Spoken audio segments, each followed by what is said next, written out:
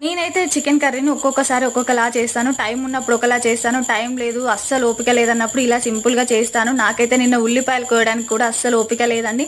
ఓపిక ఉన్నా లేకున్నా వండకనైతే తప్పదు కదా! అందుకే ఇలా సింపుల్‌గా, ఈజీగా చేశాను. మీరు కూడా ఒకసారి ట్రై చేసి చూడండి. మీకు కూడా చాలా బాగా నచ్చుతుంది. ముందుగా 3/4 కిలో చికెన్‌లో 1/2 టీ స్పూన్ పసుపు, 2 టీ స్పూన్ల కారం, 2 టీ స్పూన్ల ఉప్పు, 2 టీ స్పూన్ల అల్లం వెల్లుల్లి పేస్ట్, అలాగే 1/2 టీ స్పూన్ ధనియాల పొడి వేసి కొద్దిగా ఆయిల్ కూడా వేసి ఇలా ముక్కలకి మంచిగా పట్టించి పక్కన పెట్టుకున్నాను. మీకు టైం ఉంటే ఒక 1 అవర్ పెట్టుకోండి, లేదంటే అప్పటికప్పుడు చేసుకోండి. అంటే నేను 4 టేబుల్ స్పూన్ ఆయిల్ తీసుకొని దాంట్లో కొద్దిగా సాజీరా అలాగే చెక్క వేసుకొని నేను ముందుగానే 4 ఉల్లిపాయలు తీసుకొని దాంట్లో కొద్దిగా పుదీనా కొత్తిమీర వేసి మంచిగా పేస్ట్ చేసుకున్నానండి. ఆ పేస్ట్ అయితే ఆయిల్లో వేసి కొద్దిగా పచ్చివాసన పోయేదాకా వేయించుకొని మనం ఇందాక కలిపెట్టుకున్న చికెన్ని వేసి ఇలా వాటర్ వచ్చేదాకా కలుపుకొని పైన ఒక ప్లేట్లో వాటర్ పోసి ఒక 10 నిమిషాలు సిమ్లో ఉడకనిస్తే ఆ తర్వాత మనకి ఇలా వాటర్ అనేది వేడయ్యాక ఆ వాటర్ని చికెన్లో వేసి ఒక 10 నిమిషాలు ఉడికించుకుంటే ఎంతో టేస్టీగా ఉండే ఈజీగా యమ్మీ చికెన్ కర్రీ అయితే రెడీ అయిపోతుంది. మీరు